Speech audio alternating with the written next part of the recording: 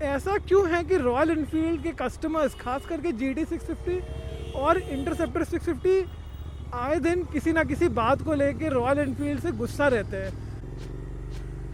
मैं उनके साथ अग्री करता हूँ, हो सकता है आपका एक्सपीरियंस मेरे जैसा ना हो, बट आई एम श्योर मेरे सर्कल में और मेरे बहुत सारे फ्रेंड्स मेरी बात से इत्तेफाक रखते हैं। जैसा कि आपको इस वीडियो के थंबनेल से आइडिया लग ही गया होगा कि मैं अभी भी ये मानता हूँ कि GT 650 Interceptor 650 is still not that affordable, although जबकि Indian mainstream motorcycle brand से आती है और देखने में लगता है कि यार ये बहुत ही अफोर्डेबल एक नॉर्मल सब 50 bhp बाइक्स हैं, बट ऐसा नहीं है।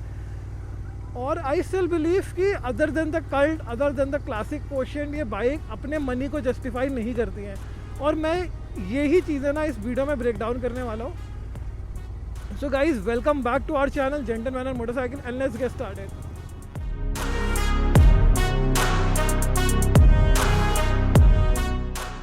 सो गाइज, आपने अभी तक मोस्टली मेरे चैनल मेरी हिमालयन 450 का ही कंटेंट देखा है।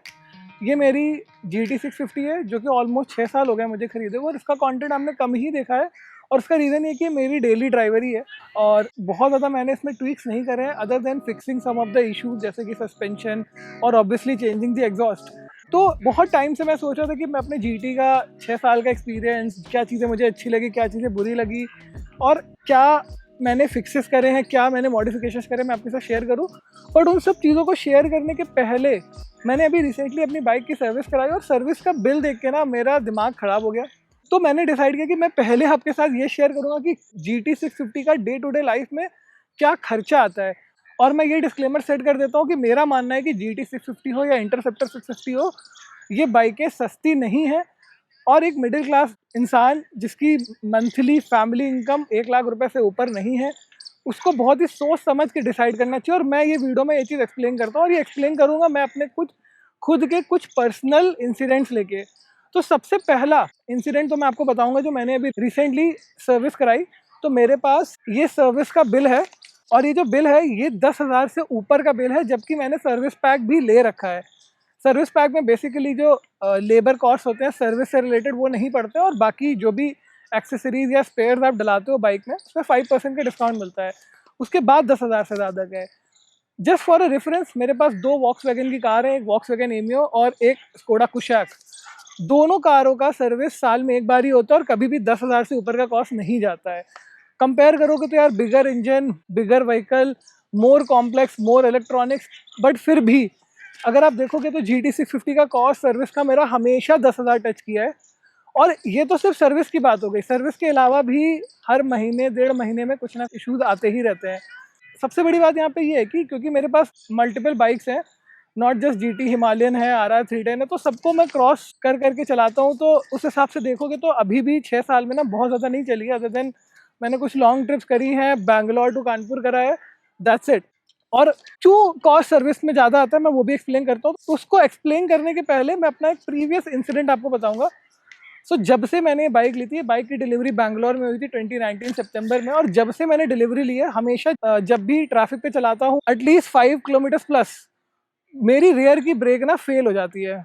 और वो इस हद तक फेल होती है कि जो ब्रेक का जो लीवर है ना वो एग्जैक्टली डेड हो जाता है, आप कितना भी उसको दबाओ, there is no brake effect at all. Brake मैंने पूरी दबा रखी है।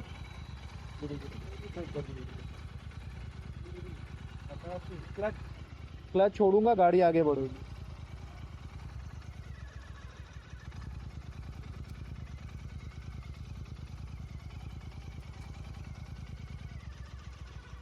अब क्योंकि मैं इतने टाइम से बाइक को चला रहा हूँ, आई नो दैट ये होता है और जब भी ये होता है मैं बाइक को किनारे लगाता हूँ, थोड़ी देर बाइक को कूल डाउन करता हूँ, ब्रेक के पेडल को पंप करता हूँ, then it gets back to normal. But मेरे लिए ये इतना ट्रोमैटिक और इतना स्केरी एक्सपीरियंस है जिसकी वजह से मैं बहुत रेयरली इस बाइक को ना अबव 130 के ऊपर लेके जाता हूँ, क्योंकि फर्स्ट ऑफ ऑल आगे पीछे स्किनी टायर है compare to the weight of this bike. 200 plus weight में ना 130 और 100 सेक्शन टायर स्किनी ही बोलूँगा, और बहुत ज़्यादा अच्छा टायर रॉयल एनफील्ड में बाई स्टॉक भी नहीं आता है। टायर और व्हील्स की बात ना हम किसी और वीडियो में करेंगे, अभी मैं आता हूँ ब्रेक पे। तो जब ये ब्रेक की बात मैंने कंप्लेन करी सर्विस सेंटर वालों को, तो उन्होंने कभी एक्सेप्ट नहीं करा कि उनकी बाइक में कोई प्रॉब्लम है। स्टार्टिंग में तो वो यही बोलते रहे कि सर आपके टायर्स में इशू हो सकता है, सर आप पहले ब्रेक पैड बदला लीजिए। और जो ब्रेक पैड या प्लेट होती है ना, ये वैसे भी वारंटी में कवर नहीं होती है, तो बहुत टाइम तक तो वो ये वारंटी में कवर होने वाली चीज़ें जो नहीं होती है उनको चेंज करवाते रहे। कभी उन्होंने ऑयल चेंज करवाया, कभी कुछ टॉपअप करवाया, और धीरे धीरे धीरे करते करते वो मेरी ब्रेक से रिलेटेड हर एक कंपोनेंट चेंज कर दिया। मेरे कैलिपर्स चेंज हो चुके हैं, ब्रेक पैड तो मल्टीपल टाइम्स चेंज हो चुके हैं बिना घिसे, multiple time brake disk change हो चुकी हैं, ब्रेक कैलिपर्स चेंज हो चुके हैं, और स्टिल आज की डेट पे ये प्रॉब्लम रिजॉल्व नहीं हुई है। और अभी हाल ये है कि ये साइकिल फिर से शुरू हो गई है। मैंने बैंगलोर में भी कंप्लेन करके देख ली, मैंने दिल्ली में भी कंप्लेन करके देख ली, मैंने कानपुर में भी कंप्लेन करके देख ली। तो इसी सिलसिले में जब मैंने इस बार बाइक सर्विस पे डाली तो मैंने फिर से उनको कंप्लेन करी कि सर मेरी ब्रेक्स नहीं लग रही हैं, आप ज़रा चेक करो। तो उन्होंने फिर से मेरी ब्रेक पैड चेंज कर दिए और डिस्प्ले चेंज कर दी। और जब उन्होंने मुझे फ़ोन पे बात बोली कि भाई आपका डिस्प्ले मैं चेंज कर रहा हूँ, तो मैंने बोला ठीक है, आप एक काम करना, आप पुराना डिस्प्ले रख लेना, विल सी कि अगर डिस्प्ले बेंट है then obviously we have to get it change, उसके अलावा कोई ऑप्शन नहीं है। Now when I went to take the delivery of the bike, जब मैंने वो डिस्प्ले देखी, we checked it through different mechanism, paper mechanism, solid surface पे रखना, जो भी हो सकता है, डिस्प्ले टेढ़ी नहीं थी। After a lot of argument, although they accepted कि हाँ सर डिस्प्ले टेढ़ी नहीं है, बट दे वर लाइक कि सर अब बिल हो गया, आप ले लीजिए। बट मैं अड़ गया कि नहीं सर मैं नहीं लूँगा, और उसका सिर्फ रीज़न ये है कि लास्ट सर्विस में भी मेरी डिस्प्ले चेंज हुई थी। आई विल एक्सप्लेन यू कि ये इशू है क्या। इशू ये है कि ये जो ब्रेक लाइन है ना, ये एग्जॉस्ट और इंजन की विसिनिटी में रहता है, तो क्योंकि आई एम 100% श्योर कि ब्रेक लाइन में कहीं ना कहीं एयर ट्रैप हो गई है, बहुत ही छोटी सी। इस वजह से जैसे ही इंजन की वजह से वो ब्रेक लाइन हीट करती है, एयर बबल एक्सपैंड करता है और मेरी पूरी की पूरी लाइन चोक हो जाती है। एंड इसका सिंपल सा तरीका ये है कि आप पूरी की पूरी ब्रेक ब्लीड करो, और इतनी ब्लीड करो कि पूरा का पूरा ऑयल रिप्लेस हो जाए। अभी मैंने ना इस बार भी इनको बोला कि सर कर दो, पिछले बार भी बोला, इनके पास वो ब्रेक ब्लीड करने के इक्विपमेंट ही नहीं होते हैं।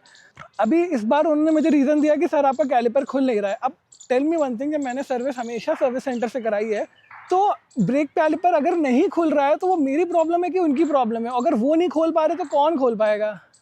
तो इस पूरी स्टोरी का मैं आपको सार ये बता रहा हूँ, इस तरह के कई इंसिडेंट अलग अलग चीज़ों में होते हैं जिसमें सर्विस सेंटर वाले कभी भी बाइक की फॉल्ट एक्सेप्ट नहीं करते हैं, और आपकी जेब से खास करके इन दोनों बाइकों में ना पैसा लगता रहता है, लगता रहता है, लगता रहता है टू फिक्स दैट प्रॉब्लम, और आपको कभी भी पीस ऑफ माइंड नहीं मिलता है। अलग अलग बाइकों में ना अलग अलग इश्यूज़ आ रहे हैं, किसी बाइक में फ्यूल इंजेक्टर्स के इश्यूज़ आ रहे हैं, किसी बाइक में कुछ आ रहे हैं, but trust me, royal Enfield का ना एक पेटेंट इशू है कोन सेट। चाहे वो GT650 हो, चाहे वो इंटरसेप्टर 50 हो, चाहे वो हिमालयन 411 हो, चाहे वो हिमालयन 450 हो, आप एक बार रेडिट में जाके देखिए और आपको कॉन्सेट इश्यूज़ के ना इतने ब्लॉग्स मिल जाएंगे जिसकी लिमिट नहीं है। और मैं अभी अछूता नहीं रहा हूँ, मेरी बाइक में भी सेम कॉन्सेट का इशू था। तो जब मैंने बाइक की डिलीवरी ली, मैंने नेक्स्ट डे ही उनको बोला कि सर बाइक का हैंडल बहुत वॉबल कर रहा है। बैंगलोर से लेके कानपुर तक किसी भी सर्विस सेंटर ने ना अपनी फॉल्ट एक्सेप्ट नहीं करी। कभी वो मेरे टायर्स पे ब्लेम डालते रहे, कभी वो हैंडल ग्रिप्स पे ब्लेम डालते रहे, कभी वो हैंडल के मिरर्स पे ब्लेम डालते रहे कि सर मिरर्स आप एक बार हटा के देख लो। और मैंने आज तक अपनी बाइक में कभी भी कुछ भी एक्स्ट्रा माउंट नहीं करा है हैंडल्स पे, तो वो ब्लेम वो डाल नहीं सकते थे। कभी वो बोलने लगे कि सर आपके व्हील्स के स्पोक लूज हो सकते हैं, तो एक बार आप स्पोक अलाइनमेंट करा लीजिए। मैं भी बेवकूफ़ों की तरह सब कुछ कराता रहा, पैसा फूकता रहा, ऑल्दो मुझे पता था कि ये कॉन्सेट का ही इशू है। फिर जब बाइक वारंटी से बाहर हो गई, मैंने अपनी जेब से पैसे डाले 7 से 8 हज़ार रुपये, और ये कॉन्सेट का इशू मैंने रिजॉल्व करा दिया। अब बाइक में कोई इशू नहीं है, जबकि सेम ग्रिप्स लगी हुई हैं, सेम मिरर्स लगे हुए हैं, और सेम टायर और सेम व्हील है। बट अब बाइक जो है वो वॉबल नहीं करती है। और ये डेथ वॉबल इतना बड़ा इशू है, I don't know, royal Enfield Indian customers को वैल्यू नहीं करता है, या मुझे नहीं पता उनकी मार्केटिंग या कस्टमर टीम क्या कर रही है। बट मेरे खुद के फ्रेंड सर्कल में एक दो लोगों का उस डेथ वॉबल के चक्कर में बहुत गंदा एक्सीडेंट हुआ, और ऑल ओवर इंडिया तो आपको ना इंटरनेट पे हज़ारों पोस्ट मिल जाएंगे जो उस GT और इंटरसेप्टर 650 के डेथ वॉबल की वजह से हो रहा है। फिर ब्रेक फेल होना, मतलब आप सोचो कि आपने भले ही एक 650 सीसी अराउंड 50 bhp बाइक बना दी है जिसका इंजन एब्सोल्युटली एक्सेप्शनल इंजन है, बट इस तरह के इश्यूज कभी आपको कॉन्फिडेंस देंगे नहीं। और मेरा मानना है कि जो भी ये बाइक लेता है ना, वो एंथुजियास्ट तो होता ही है। आप अपनी जेब से पैसा डालते रहोगे, डालते रहोगे, डालते रहोगे, और उस साइकिल में फंस जाओगे, कभी भी वो सुकून से अपनी बाइक को एंजॉय नहीं कर पाओगे, क्योंकि कुछ ना कुछ इश्यूज रहते हैं। अभी मैंने अपनी बाइक को सर्विस कराया, पूरा 1 महीना नहीं हुआ, और अभी मैं 2 दिन से देख रहा हूँ कि फिर से कहीं से कुछ कचर कचर की आवाज़ आने लगी है। हाल तो मैंने अभी आइसोलेट करके देख नहीं पाया कि प्रॉब्लम आ कहाँ से रही है। कुछ ना कुछ इस तरह की चीज़ें रहती हैं जो सर्विस सेंटर गाइस कभी एक्सेप्ट नहीं करते हैं, और जिस वजह से आपको अपनी जेब से ही चीज़ें ठीक करानी है। बीट सस्पेंशन, मैंने अपनी जेब 26 से 27 हज़ार रुपये लगा के वाइसेस के सस्पेंशन लगाए because suspension was very bad. अपनी जेब के पैसों से लगा के मैंने ब्रेक काफ़ी हद तक ठीक करने की कोशिश करी बट अभी भी ठीक नहीं हो पाई। अपनी जेब के पैसे लगा के मैंने कौन सा ठीक करा, और ये सब apart from the service cost जो कि 10,000 रुपये आनी ही आनी है। फिर ओनरशिप का जो सबसे बेसिक पार्ट होता है वो होता है फ्यूल। ऑल्दो जो भी बंदा ये बाइकें लेता है उसको पता होता है कि बहुत अच्छा माइलेज नहीं आने वाला है, बट फिर भी मैं बात तो रखूँगा ही। 22.5-23 का माइलेज आता है सिटी में, और हाईवे में आपका 27, 28, 30 डिपेंडिंग ऑन योर हैंड। उससे ज़्यादा आप कभी एक्सपेक्ट मत करना, हमें तो नहीं मिला उससे ज़्यादा, जबकि मैं हमेशा ही प्रीमियम फ्यूल डलाता हूँ और बहुत केयर करता हूँ। जितने भी सर्विस से रिलेटेड आपके ना स्पेयर पार्ट्स इसमें पड़ते हैं जो कि कॉमनली स्वैपेबल स्पेयर पार्ट्स हैं, जैसे कि ब्रेक पैड हो गया, स्प्रॉकेट्स हो गए। अगर आप क्लासिक 350 से कंपेयर करोगे या फिर इस सेगमेंट की जो बाइक्स हैं जो सिमिलर प्राइस ब्रैकेट पे आती है, सिमिलर परफॉर्मेंस देती हैं, जैसे कि लेट्स से कि RC 390, ड्यूक 390 ले लो, RR 310 ले लो जो कि मेरे पास खुद है, उससे जब आप कंपेयर करोगे ना तो पार्ट सारे के सारे महंगे हैं, बट एक्चुअली में वही पार्ट है जो क्लासिक 350 में लग रहा है, कोई बहुत डिफरेंस नहीं है। ब्रेक पैड ऑलमोस्ट सेम है, क्लासिक 350 का ब्रेक पैड 700 रुपये का, इसका 2,500 रुपये का है। तो मुझे पर्सनली लगता है कि अननेसेसरी पार्ट्स एक्सपेंसिव हैं और अननेसेसरी लोगों के पार्ट्स चेंज किए जा रहे हैं टू मीट द टारगेट्स। ऐसा कुछ बहुत ज़्यादा क्लेम नहीं करना चाहता हूँ मैं किसी के अगेंस्ट, बट मेरा परसेप्शन तो यही है। और इस वजह से ना मैं कभी कभी सही में अनॉयड हो जाता हूँ कि यार छोड़ो मैं इसको बेच देता हूँ, बट मैंने इसको अभी भी इसलिए रखा हुआ है क्योंकि सबसे पहले तो आज भी 5 लाख रुपए के ब्रैकेट में ना इंडिया में कोई भी बाइक नहीं है जो इस लेवल की appeal, beat torque, beat road presence, beat engine sound.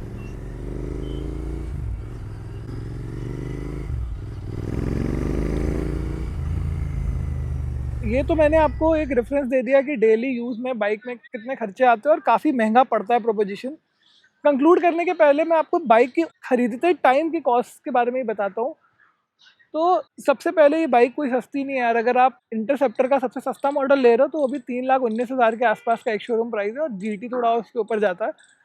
और अगर ये 3 लाख वाला एक शोरूम प्राइस अगर आप ले भी रहे हो ना, तो बाइक आपके हाथ में आते आते with taxes with insurance almost 3,70,000 के आसपास पहुंच जाती है। और उसके बाद जो मुझे सबसे अनोइंग लगता है कि रॉयल एनफील्ड कोई भी एक्सेसरी खुद से लगा के नहीं देती है। इनफैक्ट इंजन गार्ड, सम गार्ड जैसी बेसिक चीज़ें भी नहीं देती है, तो वो भी आप थोड़ा मोड़ा अपने पास से खर्चा करोगे ही। सबके लिए ये सब चीज़ें मैटर नहीं करती हैं, बट स्टिल। और इस चीज़ में ना मुझे सबसे ज़्यादा अनोइंग एक्सपीरियंस ये लगता है कि जब मैंने GT 650 ली थी या फिर मैंने अभी हिमालयन 450 ली, दोनों ही केसेस में मैंने बहुत सारी एक्सेसरीज बाइक बुक करते टाइम ही बुक कर दी थी। जब आपके पास कॉन्फ़िगरेटर एप्लीकेशन है, then why are you selling the stock parts as well? For example, let's say कि मैंने बाइक ली with the single seat, I don't want the long bench seat, तो आप कॉन्फ़िगरेटर ऐप से ही लॉन्ग बेंच सीट के price reduce करके single seat के प्राइस ऐड करिए। सिमिलरली अभी मैंने हिमालयन 450 ली, जस्ट फॉर एन एग्जांपल, मैंने बाइक लेते टाइम ही टूरिंग मिरर, लॉन्ग विंडशील्ड के पैसे पे कर दिए थे, और भी बहुत सारी एक्सेसरीज लिए। आप इस टॉप राइट कॉर्नर पे जाके वो वीडियोस देख सकते हो, मैं एक रेफरेंस के लिए आपको बता रहा हूँ। तो जो नॉर्मल मिरर्स हैं, जो नॉर्मल विंडशील्ड है, वो मेरी पड़ी हुई है घर पे, तो क्यों मैंने उसके पैसे आपको दिए? ऑल्दो कंपनी के लिए एज अ मॉनेटरी पॉलिसी ये बहुत अच्छा रहता है, वो ज़्यादा पैसे कमा लेते हैं, बट हमारे लिए एज अ ओनरशिप हमें वो पार्ट्स भी खरीदने पड़ते हैं जो कभी हमको ज़रूरत है भी नहीं। उसके अलावा क्योंकि बहुत सारी बाइक्स में ना आप देख रहे हो कि रॉयल एनफील्ड स्पोक व्हील्स ही देता है, और स्पोक व्हील में सबसे बड़ा इशू होता है पंक्चर का।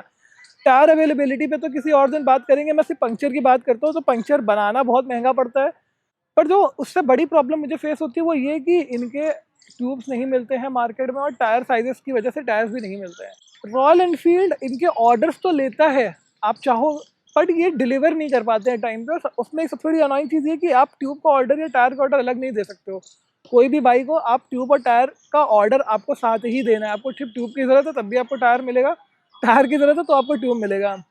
सो फ्रेंड्स, मैं ये वीडियो यहीं पे कंक्लूड करता हूँ। और although I love my GT, मैं इसको डेली राइड करना बहुत इंजॉय करता हूँ, और इसीलिए यही बाइक मेरी अभी भी डेली राइडर है। हिमालयन को मैं मोस्टली लॉन्ग रूट्स पर ही यूज़ करता हूँ। बट ये जो चीज़ें जो मैंने आपको बताई, सबसे पहले तो बाइक को खरीदोगे तो बेस मॉडल भी ले रहे हो तो अभी आपकी बाइंग कॉस्ट 4 लाख के आसपास जाने वाली है। फिर आप एक्सेसरीज डलाओगे, बिना एक्सेसरीज के मज़ा नहीं आती है।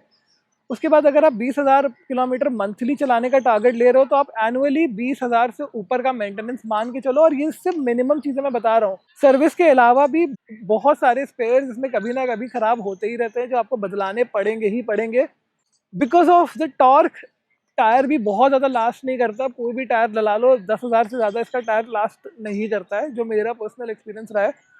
तो मेरा ये मानना है कि although royal enfield could have managed to make the experience more affordable of these bikes, but they chose not to, just to maintain the global image of these two bikes, just to keep the bike positioned as a premium offering. तो मेरा ये आप लोगों से recommendation है कि इस segment में, इस प्राइस ब्रैकेट में और भी बाइक्स है ना जो ज़्यादा रिलायबल है, ज़्यादा अफोर्डेबल है, ज़्यादा इजी टू मेंटेन है। तो अगर आपकी रिक्वायरमेंट ना कहीं एक क्लासिक एक रेट्रो लुकिंग कैफे रेसर या फिर एक रेट्रो लुकिंग रोडस्टर नहीं है, माइंड में आपके ये नहीं है कि आपको एक 650 सीसी बाइक ही लेनी है, देन डेफिनेटली आप इस पॉइंट को ज़रूर अपने माइंड में रखना कि ये bike day to day use में ना अफोर्डेबल नहीं है। ऑल्दो सुनने में लगता है कि यार बाकी सारी बाइक भी 4 लाख के आसपास आ रही है, लेकिन कहीं ना कहीं ये बाइक्स उतनी रिलायबल मुझे नहीं लगती हैं। कुछ ना कुछ इनमें बिगड़ता रहता है और सर्विस कॉस्ट भी काफ़ी ज़्यादा है। अगर आपको मेरी बात पे यकीन नहीं हो रहा है तो आप रेडिट और डिफरेंट फोरम्स पे जाके देख सकते हो, आपको बतेरे लोगों की सेम बातें दिखेंगी। हो सकता है कि आपका एक्सपीरियंस ऐसा ना रहा हो सकता है आप बहुत अच्छे मेट्रो सिटी में रहते हो, वहाँ पे एक्सपीरियंस अच्छा हो, बट ये मेरा ओपिनियन है, I thought to share it with you.